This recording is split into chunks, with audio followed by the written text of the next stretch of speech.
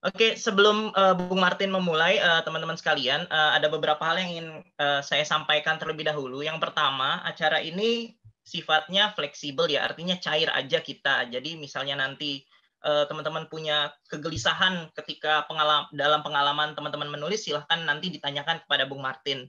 Lalu selain itu nanti sebelum acara kita berakhir pada sesi di roomnya Bung Martin ini, nanti kita akan ada kuis satu pertanyaan yang siapa yang benar menjawabnya akan mendapatkan hadiah sebuah buku. Seperti itu. Yang pasti bukunya menarik. Oke.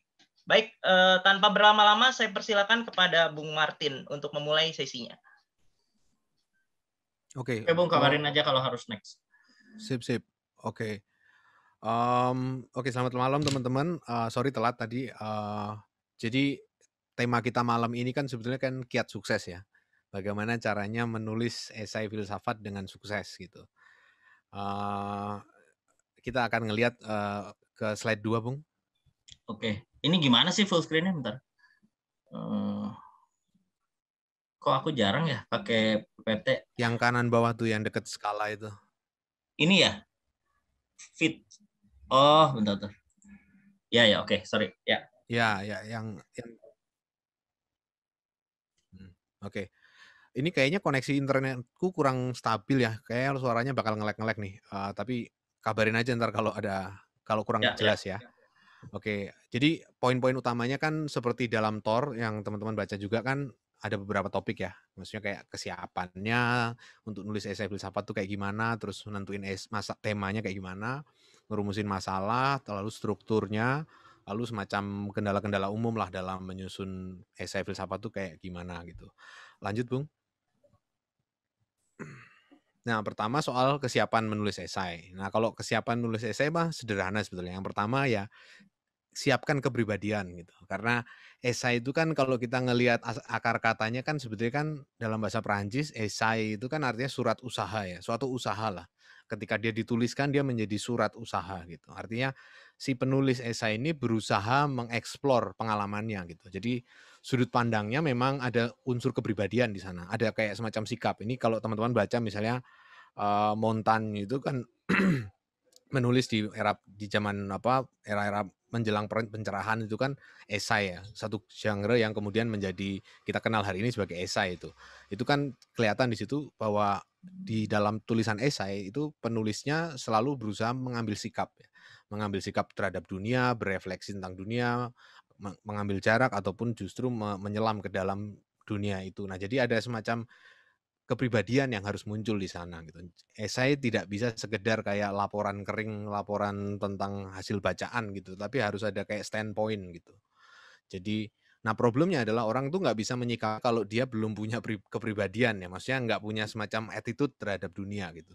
Nah, agar bisa punya attitude, agar bisa punya kepribadian, perlu membaca buku banyak dan mengkonsumsi berbagai macam produk budaya lah ya, novel, puisi, film, nonton pameran, terus denger musik dan seterusnya. Nah, jadi hal-hal yang membuat kita punya sensibilitas personal gitu.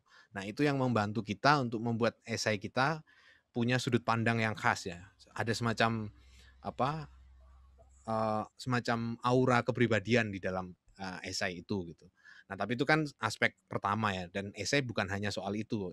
Ada juga aspek teknis yang harus dikuasai, yaitu soal bahasa Indonesia dan kaidah penulisan akademik ya. Paling enggak kita paham tentang struktur kalimat gitu, SPOK-nya seperti apa.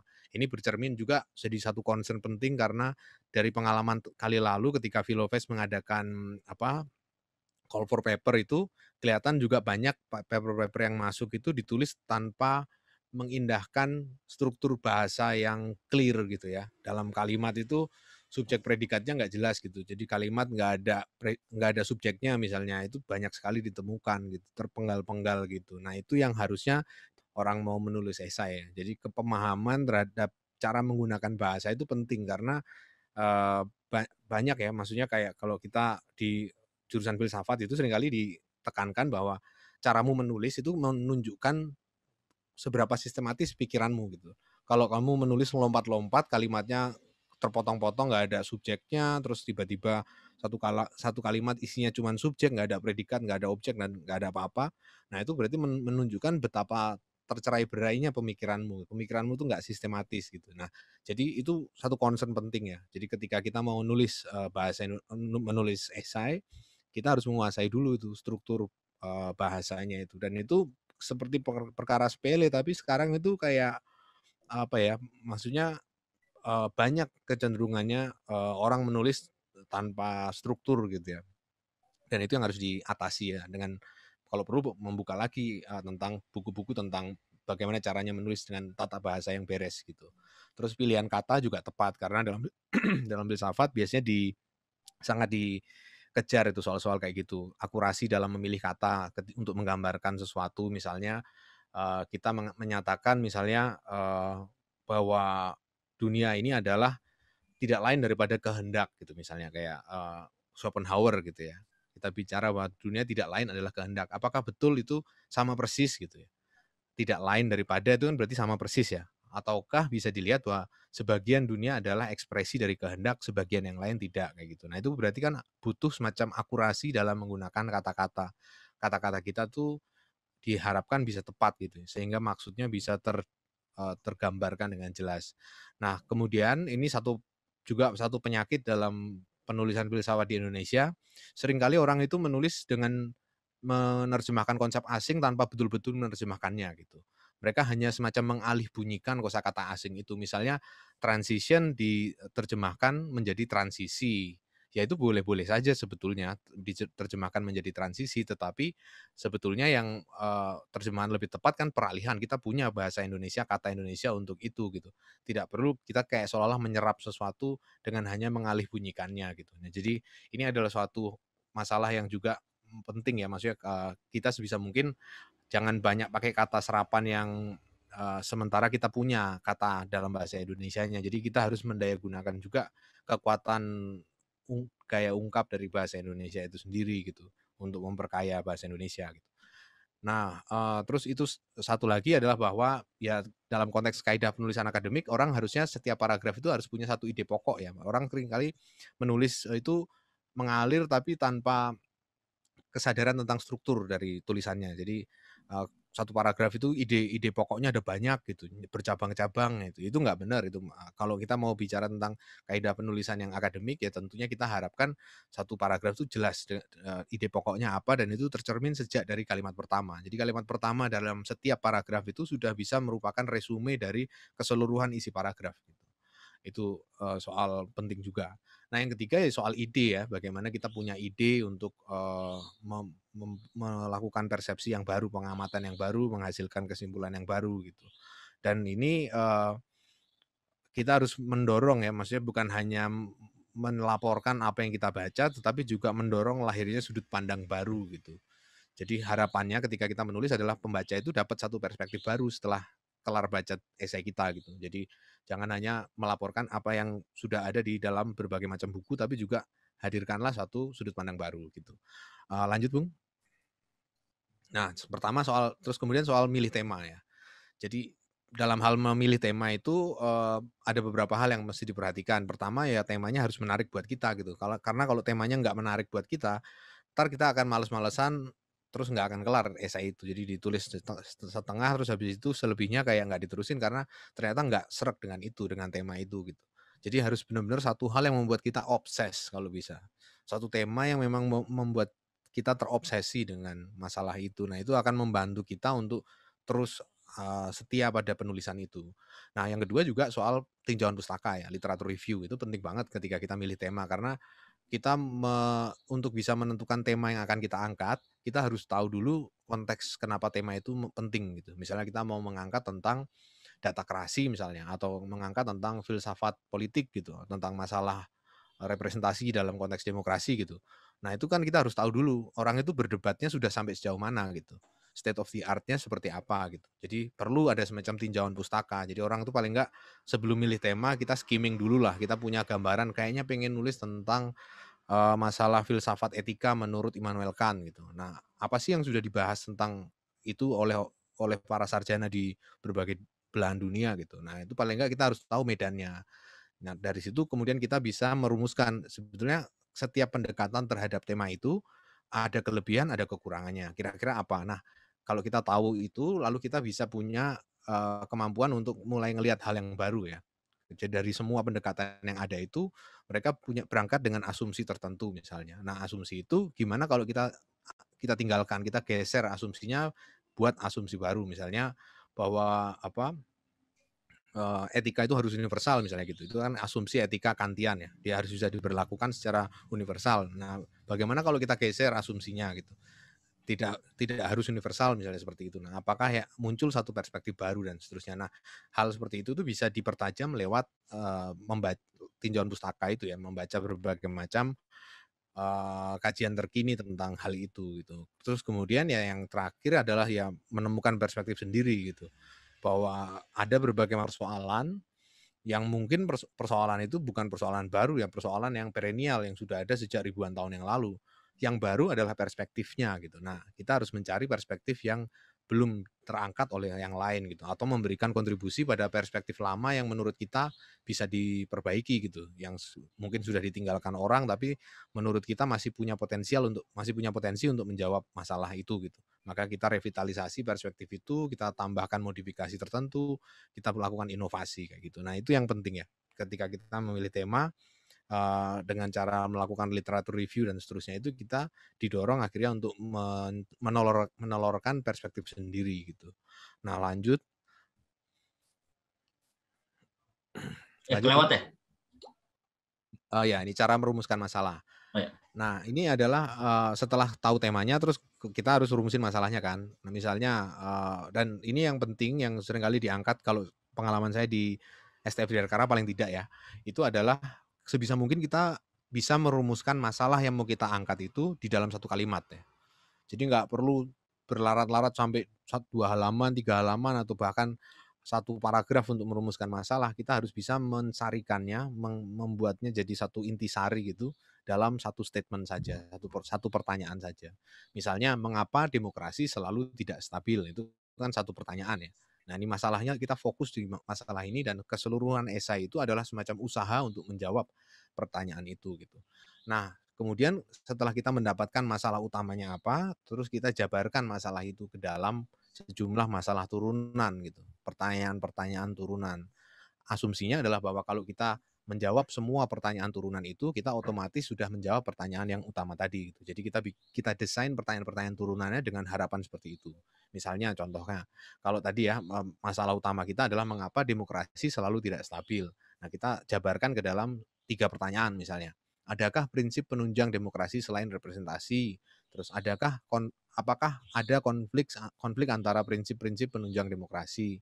Lalu apakah usaha untuk mengatasi konflik tersebut niscaya akan gagal atau tidak dan seterusnya. Nah, jadi ini adalah pertanyaan-pertanyaan turunan yang kalau kita jawab satu persatu itu akan memberikan jawaban terhadap pertanyaan utamanya gitu. Nah, kita kasih jawaban tentatifnya di sini misalnya pertanyaan pertama, prinsip penunjang selain representasi itu adalah ya ada, itu adalah prinsip kompetensi misalnya. Bahwa setiap orang melakukan melontarkan pendapat di ruang publik dengan asumsi bahwa orang itu ahli punya kompetensi di bidangnya gitu. Nah, kedua adalah soal apakah ada konflik antara prinsip-prinsip penunjang demokrasi ya kita jawab ada gitu misalnya bahwa prinsip representasi itu bertentangan dengan prinsip kompetensi misalnya seperti itu. Lalu yang ketiga, apakah usaha untuk mengatasi konflik itu selalu gagal gitu? Ya, karena setiap usaha untuk menggabungkan representasi dan kompetensi hanya bisa berlaku secara temporer ya, akan berhasil dalam momen tertentu, tapi secara jangka panjang akan selalu gagal karena keduanya secara inherent bertentangan gitu. Nah, dengan demikian kan kita sudah otomatis kalau kita sampai pada jawaban pertanyaan ketiga, otomatis kita sudah punya jawaban terhadap pertanyaan utamanya, mengapa demokrasi selalu tidak stabil ya. Ya karena ada unsur-unsur yang menopangnya yang saling bertentangan satu sama lain. Jadi apapun usaha yang dilakukan untuk menstabilisasi itu akan selalu membuatnya tetap tidak stabil dalam jangka panjang. Jadi bisa disimpulkan misalnya demokrasi adalah sebuah tatanan yang ditopang justru oleh ketidakstabilan atau kontradiksi antar prinsip-prinsipnya gitu. Demokrasi hidup justru karena ada kontradiksi gitu. Misalnya gitu. Nah, ini berarti dari sini sudah tergambar nih apa keseluruhan dari isi esai yang akan kita buat gitu ya. Masalahnya apa, terus potensi jawabannya seperti apa dan bagaimana itu berhubungan satu sama lain. Nah, ini membentuk sebuah argumen yang padu gitu. Nah, ini akan harapannya ya ketika kita merumuskan masalah itu kita punya gambaran seperti ini. Nah, lanjut, Bung. Sebentar. Ya. Nah, kemudian setelah kita punya gambaran tentang masalah itu, lalu kita harus strukturkan esainya kan. Kita harus bikin suatu struktur sehingga esai itu bisa sistematis gitu.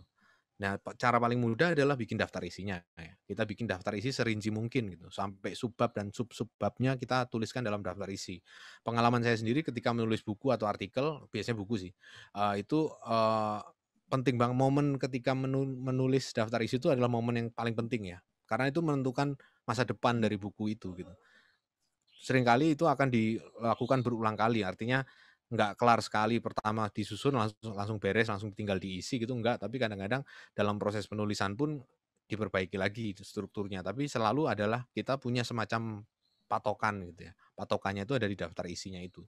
Nah, ini adalah semacam struktur yang tentunya membantu kita menulis nantinya. Kalau strukturnya masih belum clear, kita nulis juga susah pasti.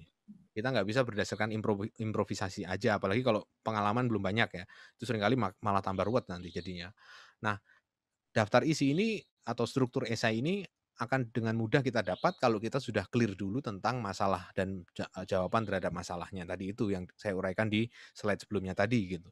Kalau kita punya gambaran clear tentang masalah-masalahnya apa, pertanyaan turunannya apa dan jawabannya apa, maka kita dengan mudah udah langsung dapat struktur dari esai itu. Intinya kan setiap pertanyaan turunan itu menjadi semacam bab dari esai. Nggak harus persis sama ya, nggak harus persis sama judul nama apa rumusan pertanyaan itu menjadi judul bab itu nggak harus, tapi paling nggak itu kurang lebih menggambarkan elaborasi atau jawaban terhadap pertanyaan tersebut satu bab itu gitu.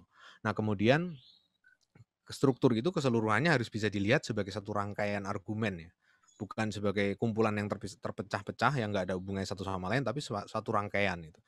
Jadi harus kelihatan misalnya dari tesis A ke B ke C dan seterusnya itu kaitannya harus jelas gitu. Bahwa tesis A itu menjawab pertanyaan A, itu diuraikan di bab 2, lalu tesis B menjawab pertanyaan B, itu diuraikan di bab 3, dan seterusnya kayak gitu. Jadi ada struktur ya, ada rangkaian seperti itu. Nah, tentu dalam hal esai, terutama kalau kita bicara esai yang sifatnya punya kepribadian tadi, yang sifatnya punya gaya, ya kita berhak mengacak-acak struktur itu ya. Kalau kita baca misalnya esai yang ditulis oleh Heidegger atau Derrida atau apa itu kan nggak sistematis banget ya. Tapi dia punya semacam mereka ini punya semacam konsep tentang bagaimana itu dikerjakan kan. Artinya mereka sudah punya strukturnya dalam kepala. Nah, ketika mereka eksekusi bisa dilakukan penggayaan di sana sini kita ubah misalnya bagian kesimpulan kita tarik ke bagian paling depan gitu sebagai tesis provokatif setelah itu menjabarkan selanjutnya kenapa kesimpulan itu tidak terhindarkan misalnya. Jadi itu bisa kita lakukan kalau kita sudah punya dulu gambaran tentang strukturnya gitu. Jadi kita hanya bisa ngacak-ngacak struktur kalau kita sudah punya struktur gitu. Kalau nggak begitu maka kita sebenarnya nggak mengacak-acak struktur, kita hanya menulis begitu saja gitu. Nah itu yang seringkali menjadi kacau tulisannya karena kita nggak punya semacam struktur esai yang jelas gitu. Nah lanjut. Nah, terakhir ini soal kendalanya ya. Kendala dalam menulis esai itu apa gitu ya. Pertama yang jelas ya adalah bosen seringkali ya. Orang nulis terutama kalau esai panjang ya, apalagi yang bentuknya sudah jadi buku gitu ya. Itu seringkali kita di tengah itu bosen dengan masalah yang kita angkat gitu nih. Masalah ya tantangannya di sini sebetulnya soal ketika kita milih masalah, masalahnya itu hanya sesuatu yang muncul selintasan di pikiran kita gitu, tapi tidak betul-betul menjadi concern kita sehingga kita anggap nggak terlalu penting dan karenanya kita cenderung ini nggak usah diterusin juga nggak apa-apa sih gitu. Jadi kayak ada semacam kebosanan gitu. Nah yang kedua tidak mengerti masalahnya di mana gitu. Artinya kita nggak tahu sebenarnya ini ketika kita tahu misalnya kita mau menulis tentang filsafat politik, tentang demokrasi misalnya. Tapi setelah terjun lebih detail lagi ngelihat rinciannya, ternyata kok masalahnya di mana sih? Kok kayaknya ada begitu banyak masalah dan saling tidak berhubungan satu sama lain. Nah, itu berarti solusinya adalah kita harus lebih banyak baca, lebih banyak melakukan tinjauan pustaka untuk ngelihat benang merah dari aneka bentuk argumen itu dan ngelihat masalahnya di mana gitu. Lalu yang ketiga, seringkali juga kita bingung dengan uraian sendiri gitu. Kita udah sampai mana yang ngejelasinnya ya gitu. Nah, ini seringkali tanda bahwa struktur kita belum jelas gitu. Struktur esai kita belum jelas sehingga kita harus perlu mencermati lagi struktur esai itu apakah sudah jelas hubungan antar babnya atau antar bagian dalam esai itu atau belum gitu. Jangan cuma ada rentetan tesis yang tidak terangkai satu sama lain. Nah, itu yang membuat kita bingung dengan uraian sendiri. Lalu yang keempat adalah soal bahasa Indonesia yang kacau gitu. Nah, ini solusinya nggak tunggal, tapi paling nggak kalau saya tuh sukanya lebih cenderung ya perbanyak baca misalnya novel ya, karena di novel itu setiap kekuatan bahasa Indonesia itu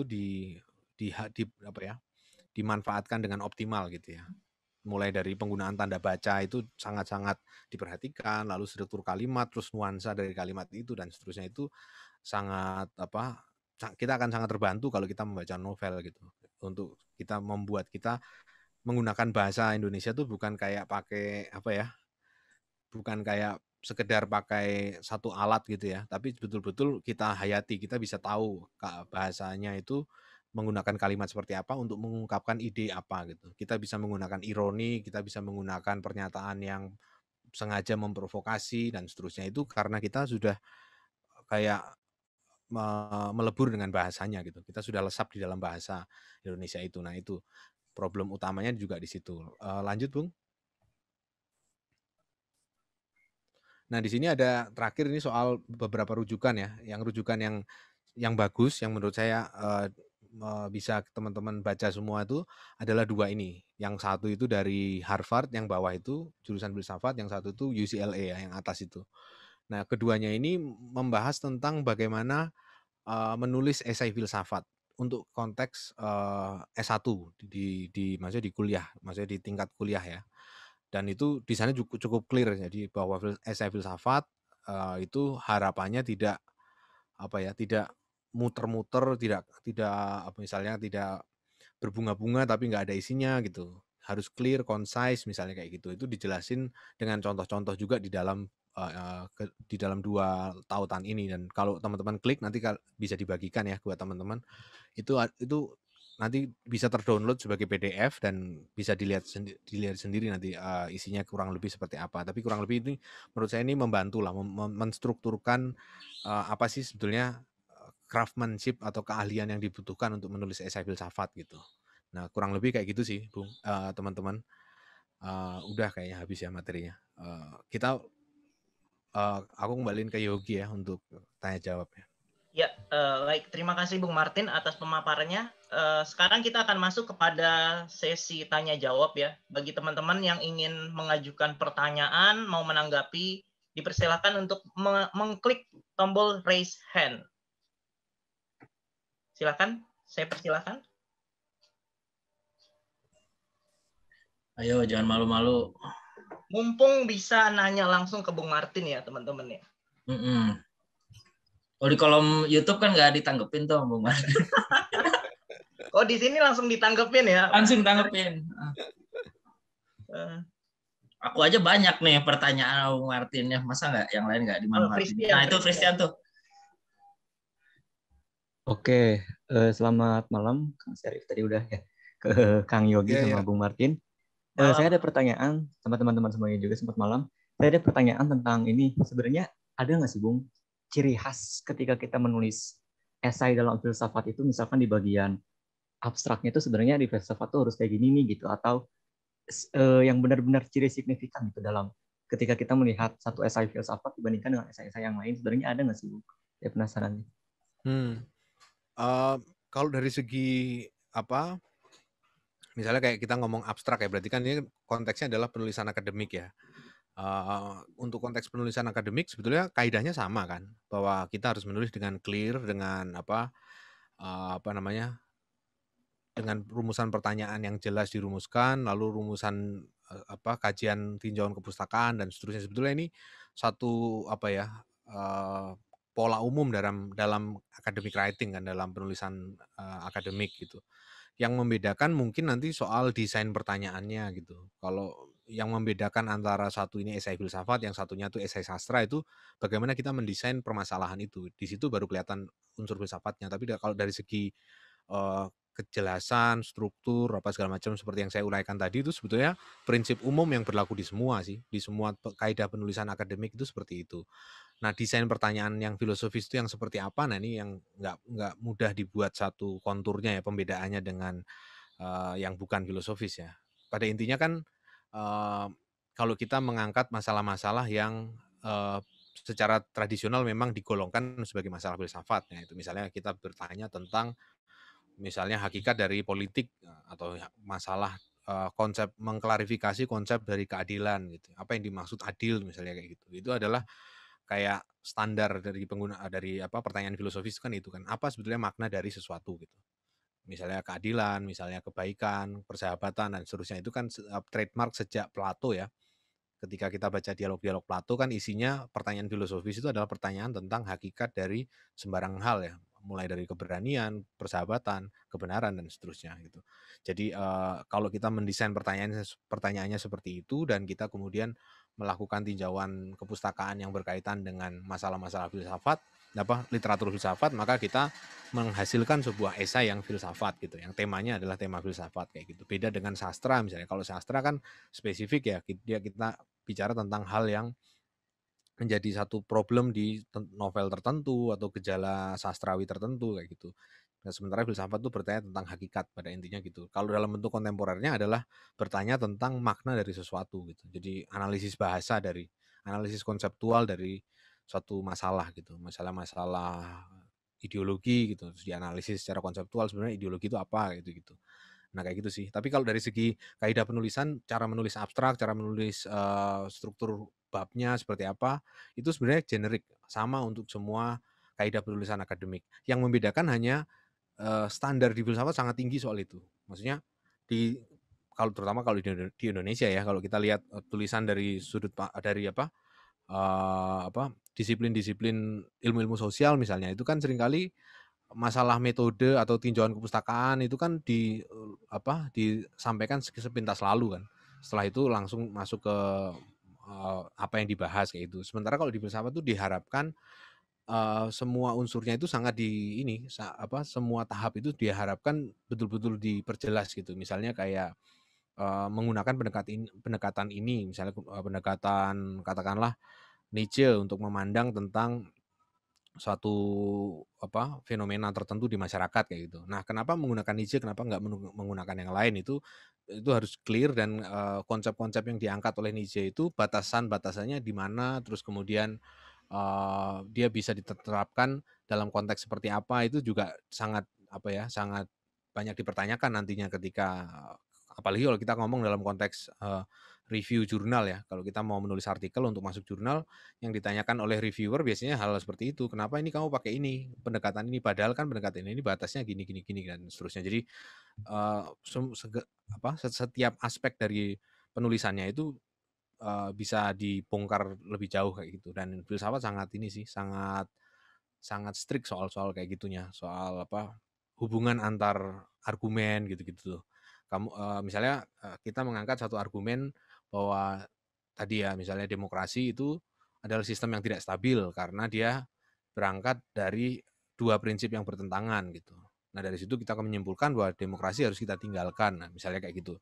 Nah, ini bisa dipertanyakan, kenapa kamu memandang bahwa demokrasi, kesimpulan itu bisa ditarik bahwa demokrasi harus ditinggalkan, sedangkan ketidakstabilan itu kan tidak melulu bermakna negatif. Gitu. Dalam arti tertentu dia kan bisa bermakna positif. Gitu.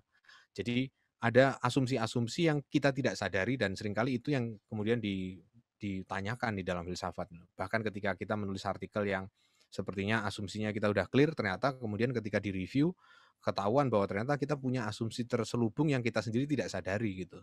Dan mungkin itu yang kemudian akan jadi bahan apa ya, akan dikritisi kayak gitu-gitulah. Kurang lebih gitu, Bu.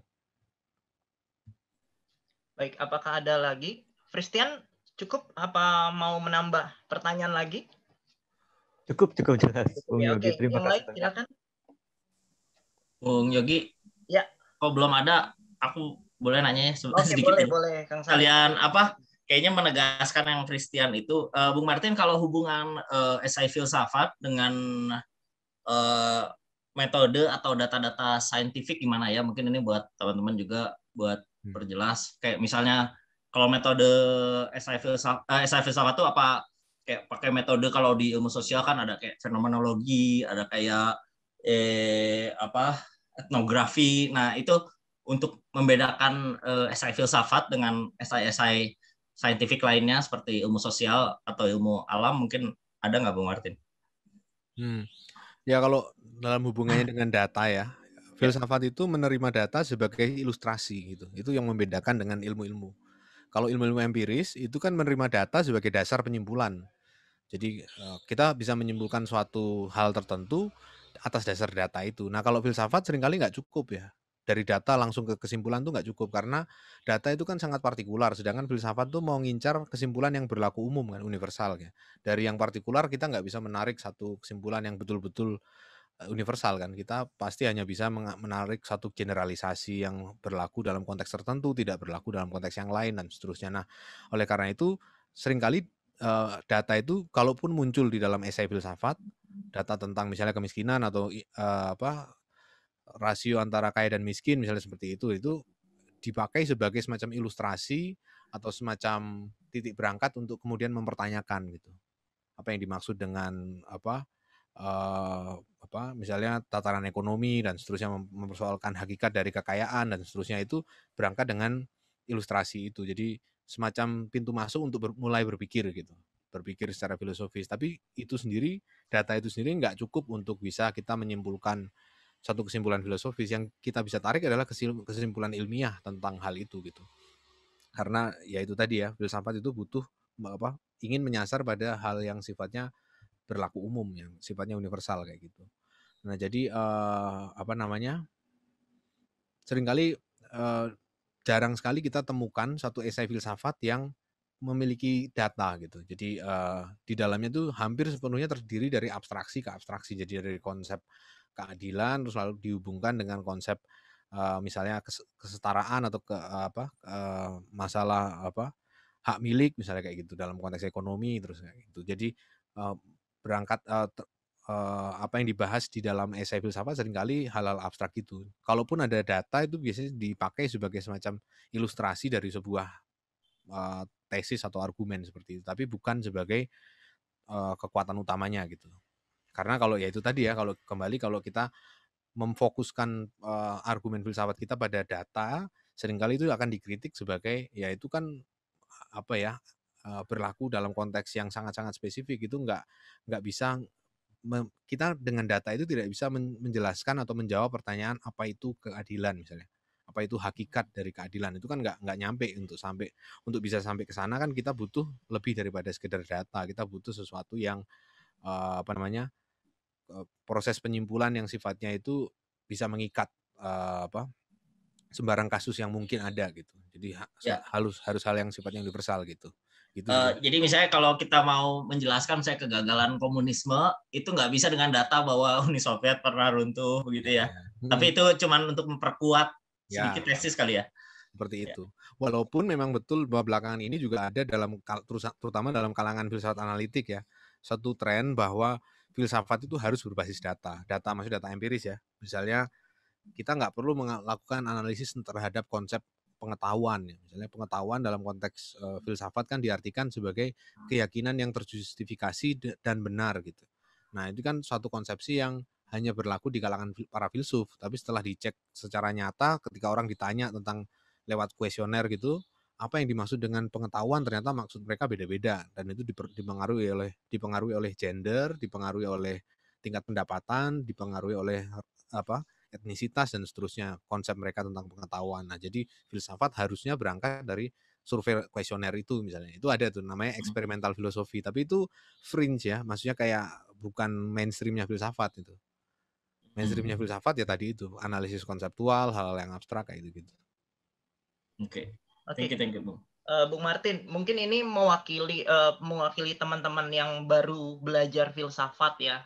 Artinya dalam tataran masih awal-awal belajar filsafat, karena kalau saya lihat dari data peserta ini banyak teman-teman peserta ini yang baru lulus SMA dan masih di semester awal. Nah, kalau mengingat-ingat kan ketika kita awal-awal belajar filsafat di kampus gitu atau di lembaga formal lainnya, kita kan pasti akan mengalami yang namanya kebuntuan begitu ya, atau patah arang gitu ya, patah semangat, putus asa, dan mudah sekali gitu ya mengalami itu. Apalagi misalnya kita awalnya bukan dari latar belakang filsafat, lalu masuk ke filsafat, pasti akan mengalami hal-hal seperti itu.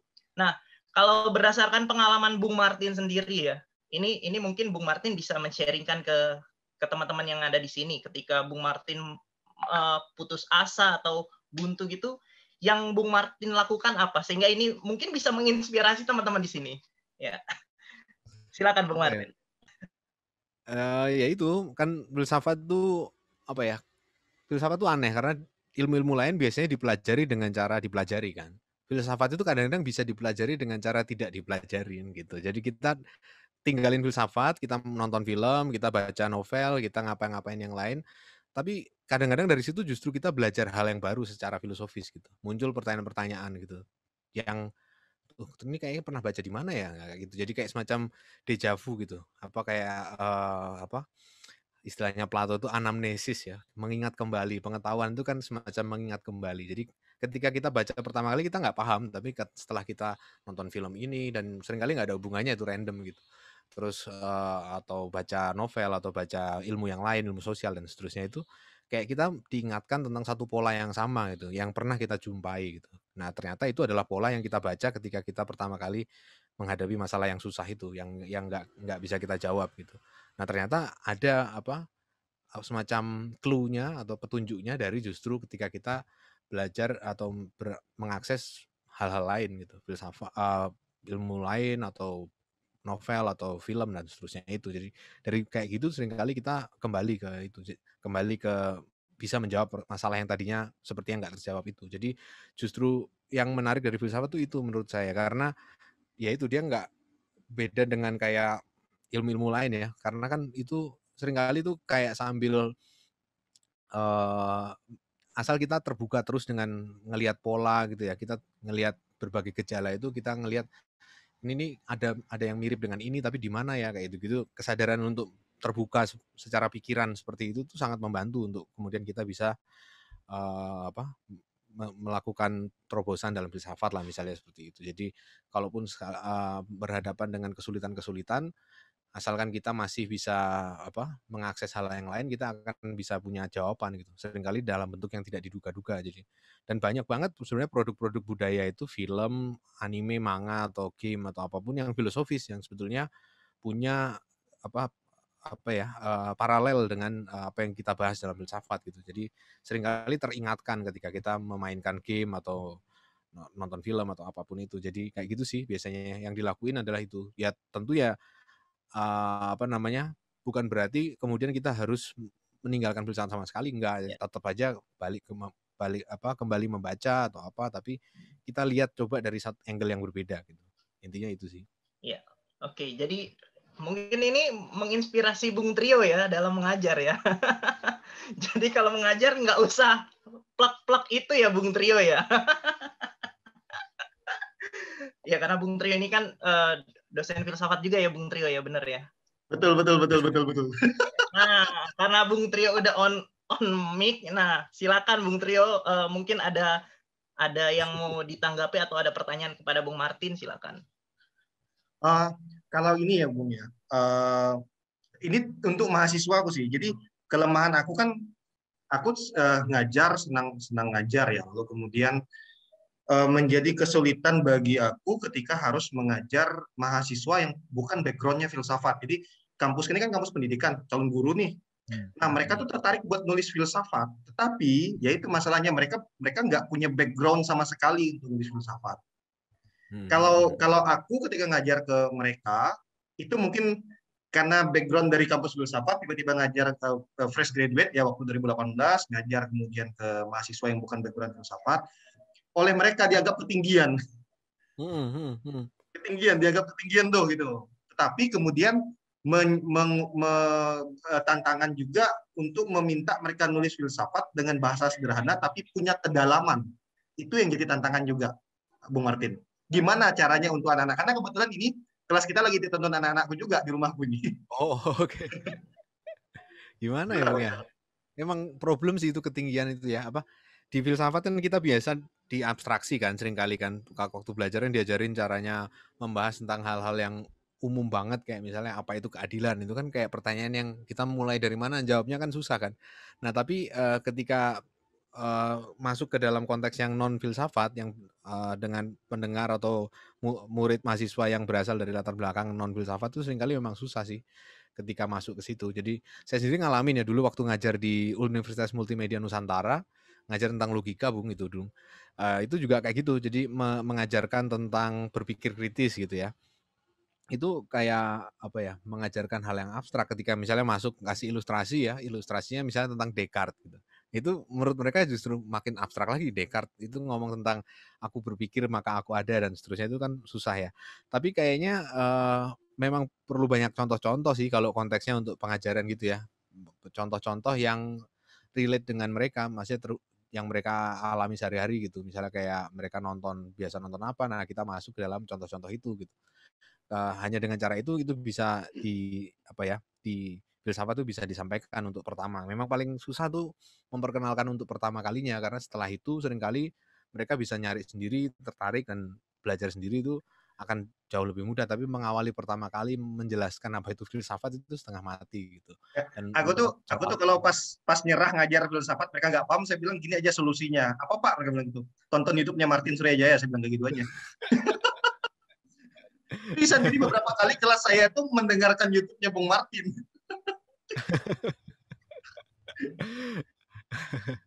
Thank you itu insight-nya. Ya.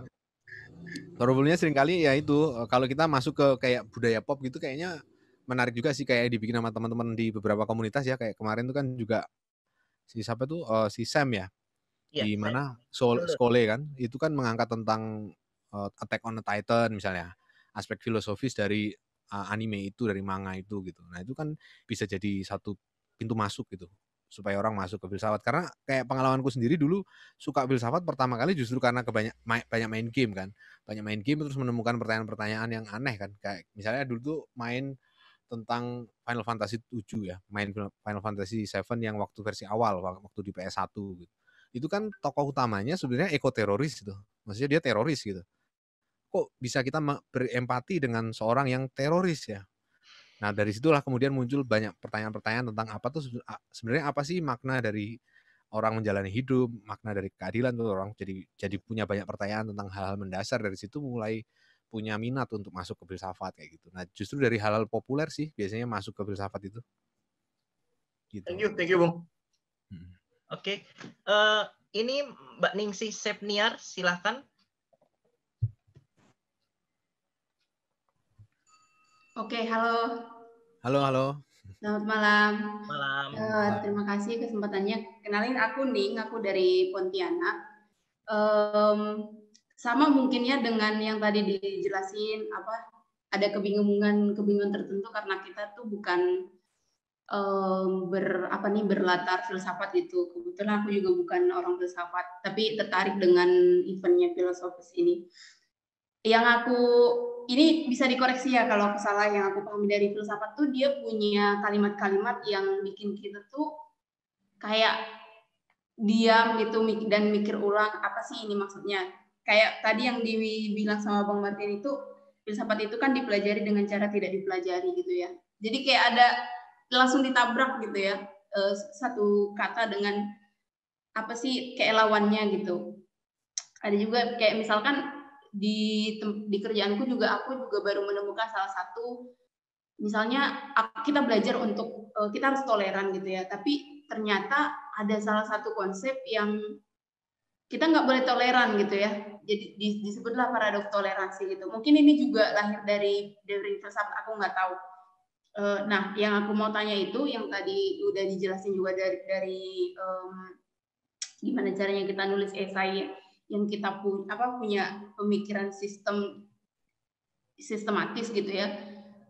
Di beberapa kegalauan tuh ketika kita menulis, kita tuh punya ketakutan untuk gimana ini misalkan kita bilang kita toleran, padahal ada konsep nih paradoks toleransi dan lain-lain itu.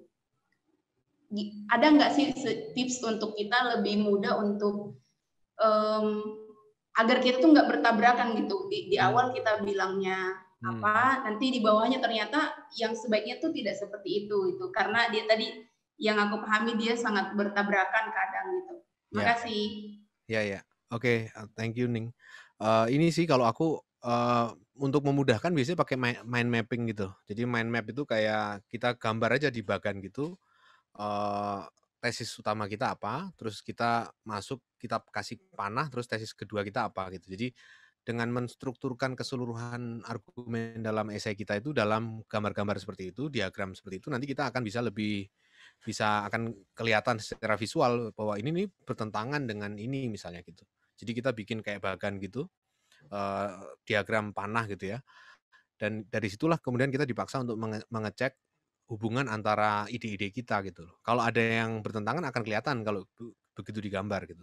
Ketika digambar ini misalnya tadi ya demokrasi diangkat berdasarkan pada ide tentang representasi gitu. Nah, terus kita jabarkan ke bawah, oh ternyata bukan hanya itu gitu. Terus kemudian ketemu ide apa lagi gitu ya. Nah, tapi ketika kita elaborasi turunannya bahwa demokrasi itu harusnya diartikan sebagai apa gitu, ternyata ini bertentangan dengan yang pertama tadi, yang pertama kali kita gambar misalnya. Nah, itu dari situ bisa kelihatan sih kalau kita buat mind map kayak gitu.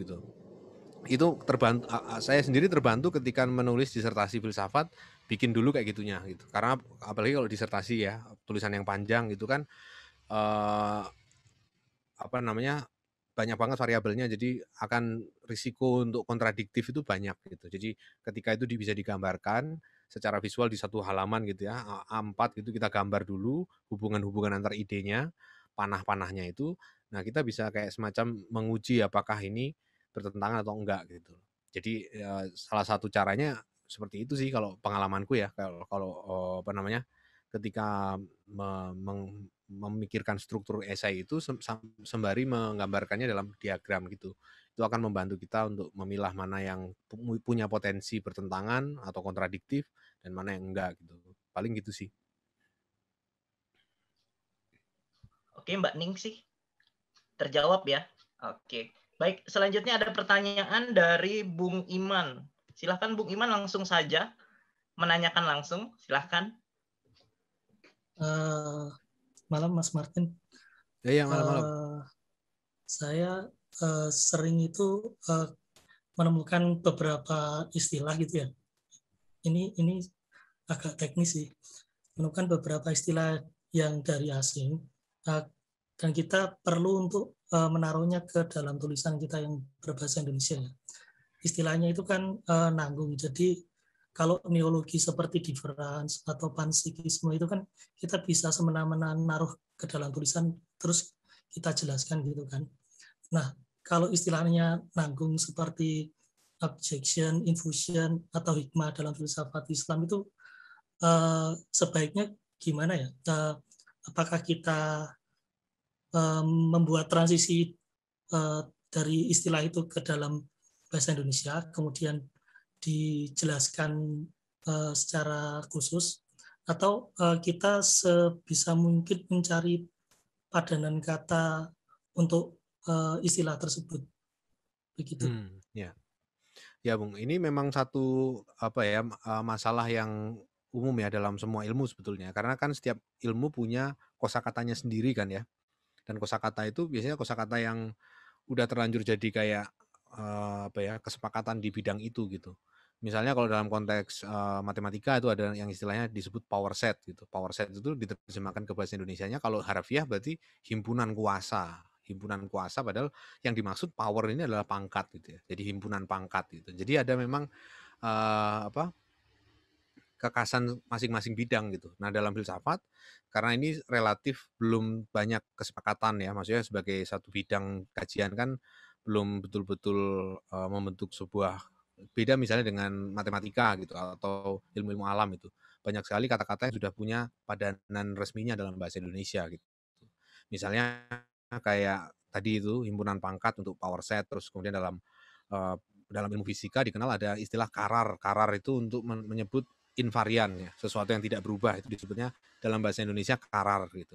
Itu kan istilah yang sudah resmi ya. Semua fisikawan menggunakan kata itu di Indonesia, mereka saling paham gitu. Nah, seringkali dalam konteks filsafat hal seperti itu belum terwujud ya. Orang menggunakan satu kata dengan pengertian yang berbeda-beda gitu. Artinya misalnya kata ya itu contohnya tadi ya, kayak kalau kayak panpsikisme itu ada ya terjemahannya kan, kita terjemahkan menjadi panpsikisme, panpsikism jadi panpsikisme karena itu satu isme. Kalau isme kan memang agak susah ya kalau kecuali kita mendekatkan bunyinya dengan bahasa aslinya gitu, atau kita ubah sama sekali gitu. Tapi yang paling ideal menurut saya adalah kita cari padanan kata dalam bahasa Indonesia sendiri gitu. Misalnya objection kan ada tuh beberapa di Indonesia menulisnya objeksi gitu. Padahal kan kita punya kata untuk objection ya, padanan katanya misalnya kayak sanggahan atau penolakan atau apapun yang kita bisa cari padanan katanya gitu. Tapi seringkali itu ada mungkin semacam kemalasan untuk mencari padanan gitu. Jadi kita langsung aja nurunin asal bunyinya sama, orang bisa tahu lah objection gitu. Berarti di bahasa Indonesia objeksi gitu. Nah, itu hal yang menurutku perlu dihindari sih.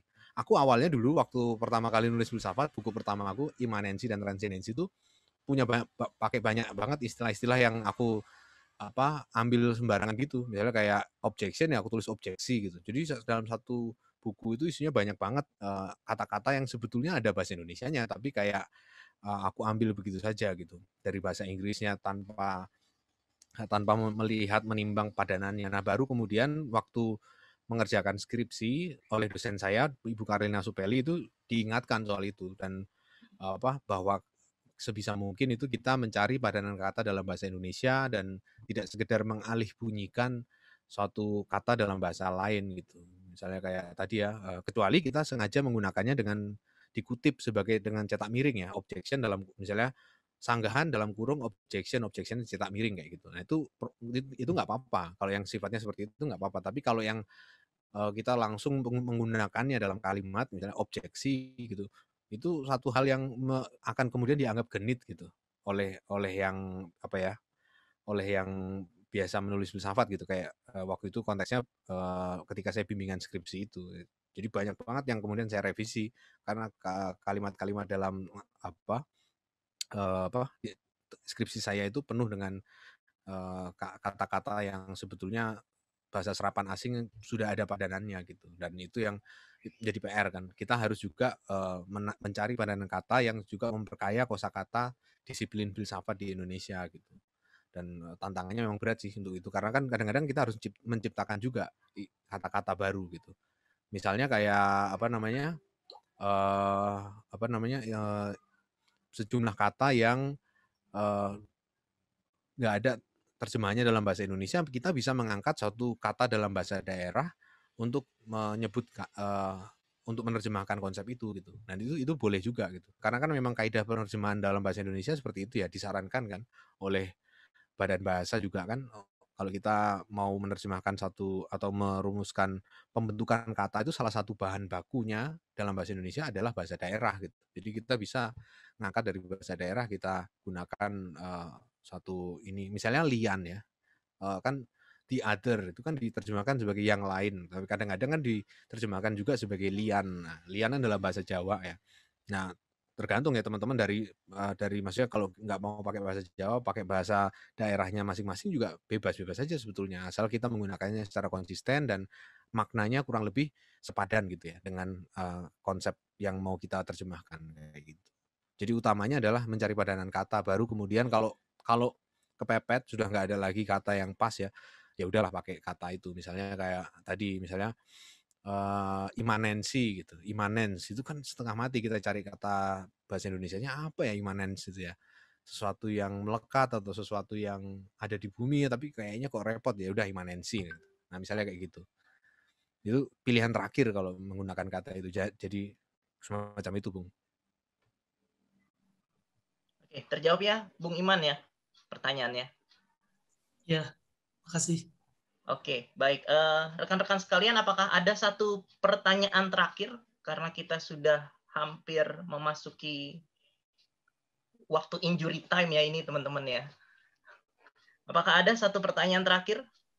Saya persilahkan kalau masih ada. Ya, saya moderator. Oke, silakan. Ya, selamat malam, Bung Martin. Terima kasih moderator. Halo, halo. Perkenalkan, nama saya Ade. Saya dari Sukabumi, Bung. Ya, Halo, kebetulan ya. saya juga mahasiswa di salah satu kampus di Sukabumi di semester akhir mungkin. Emang jujur saya pertama kali mungkin mengenal filsafat. Dan kebetulan ini sharing juga sedikit. Saya di tahun-tahun ini ada komunitas filsafat juga di Sukabumi, Bung. Namanya Epistetika. Itu akronim dari epistemologi dan estetika.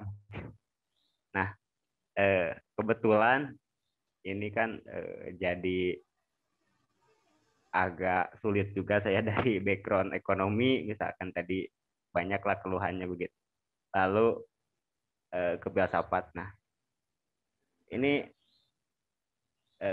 pertanyaannya sama sih seperti yang sudah kurang lebih yang sudah disampaikan mengenai teks-teks atau apa itu term filsafat itu yang saya baru mengenal itu agak pusing juga begitu. Nah, ketika misalkan saya menulis esai, itu pernah saya direvisi beberapa kali oleh teman-teman dan mentor saya juga. Ini teks kok sembrautan begitu. Itu harus kata beliau tuh harus koheren gitu, harus keterkaitan antar kata ini dan kata itu. Nah, maksud saya tuh saya sulit untuk mengaitkan bahasa-bahasa yang agak filosofis itu karena agak kurang ngerti mungkin. Gimana tuh Bung, tips mungkin untuk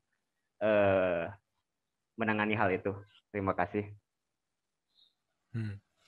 Oke, Bung. Jadi memang apa ya? Ya itu tadi ya. Setiap disiplin kajian kan punya kosakatanya sendiri ya. Dan itu seringkali PR pertama ketika mau pertama kali masuk ke satu bidang kan belajar dulu kosakatanya gitu. Kosakata akamsinya tuh anak kampung sininya itu kayak gimana gitu. Misalnya kayak filsafat kan banyak banget kayak ontologi, terus apa epistemologi, misalnya kayak gitu-gitu kan itu hal yang abstrak ya. Maksudnya apa itu ontologi? Ternyata ontologi itu akan dari kata ontos ya. Ontos itu artinya ada. Nah, kenapa ada dibahas kayak gitu-gitu. Ada yang kayak gimana yang dibahas dan seterusnya. Nah, jadi seringkali memang agak susah pas pertama ya. Tapi cara paling gampang untuk apa namanya mempelajari kosakata itu kadang-kadang adalah justru dengan melihat penggunaannya gitu. Bagaimana kata itu digunakan gitu. Nah, oleh karena itu seringkali dalam buku-buku pengantar itu kita akan bisa lebih mudah masuk ya. Maksudnya kayak dibandingkan kayak kita belajar filsafat hanya dari kamus kata setiap kosakata filsafat itu artinya apa, mendingan kita baca dari buku-buku pengantar yang memang memberikan pengantar terutama yang sifatnya sejarah ya. Sejarah filsafat gitu-gitu. Itu akan sangat membantu karena dari situ kelihatan bagaimana satu konsep atau satu kosakata tertentu itu ternyata dimaknai dalam arti yang berbeda-beda dalam sejarahnya dan seterusnya. Dan dari situlah sebetulnya kita bisa lebih mengerti tentang duduk perkara diskusinya gitu. Jadi paling mudah biasanya adalah belajar sejarahnya sih kalau rentetan dari diskusi yang terjadi gitu. Nah, kalau udah dapat itunya, udah tahu kira-kira perkembangan riwayat filsafat itu kayak gimana, biasanya jauh lebih mudah gitu. Dulu pertama kali saya belajar juga dari buku-buku sejarah kayak gitu, buku-buku sejarah filsafat gitu. Karena kalau langsung yang sifatnya tematik, biasanya itu berat ya. Misalnya tentang pengantar tentang satu bidang, misalnya estetika gitu, tapi nggak dijelasin sejarahnya, tapi langsung dibahas tema-temanya, misalnya keindahan itu apa, kesubliman itu apa, lalu kemudian kreativitas seni itu apa. Nah itu kan hal yang sifatnya lebih abstrak ya. Kalau ditempatkan dalam bingkai sejarah itu kan jauh lebih bisa diakses gitu. Kita jadi paling nggak tahu urut-urutannya gitu. Jadi saran saya sih itu masuk dengan sejarah filsafat dulu gitu. Itu akan sangat membantu ketika kita mengetahui duduk perkaranya seperti apa itu. Kira-kira itu sih, Bung. Ya. Baik, terima kasih rekan-rekan sekalian. Terima kasih Bung Martin atas pemaparan dan tanggapannya terhadap pertanyaan rekan-rekan kita di sini. Baik, kita akan masuk kepada sesi terakhir ya, teman-teman ya. Kita akan masuk kepada kuis interaktif ya. Ada satu pertanyaan dan nanti yang paling cepat menjawab dan benar jawabannya akan mendapatkan sebuah buku yang menarik. Nah, nanti saya akan bacakan pertanyaannya. Saya akan sampaikan pertanyaan ini, pertanyaan yang sangat mudah ya, teman-teman ya. Nanti silakan teman-teman raise hand ya, jangan langsung ngomong ya, teman-teman ya. Tapi raise hand, nanti saya akan persilakan untuk berbicara. Oke. Mohon disimak pertanyaannya. Ini saya sama Martin nggak perlu jawab kan? Nggak perlu dong, nggak perlu. Jangan. Bung Trio jangan jawab. Bung Martin juga jangan jawab. Oke, pertanyaannya satu. Silakan teman-teman sebutkan salah satu buku yang sudah diterbitkan oleh Bung Martin, yang sudah ditulis oleh Bung Martin. Silakan. Ya, Bung Fristian, silakan. Ya, terdepan, terluar, dan tertinggal. Oke, betul nggak Bung Martin judulnya itu? Betul. Oke, Bung Fristian nanti silakan kontak saya ya untuk alamat lengkapnya. Siap. Terima kasih Bung Yogi. Terima kasih Bung Martin. Ya, terima kasih. Mungkin di sini Bung Trio bisa membantu kita untuk kembali ke ruang utama. Oke, wait.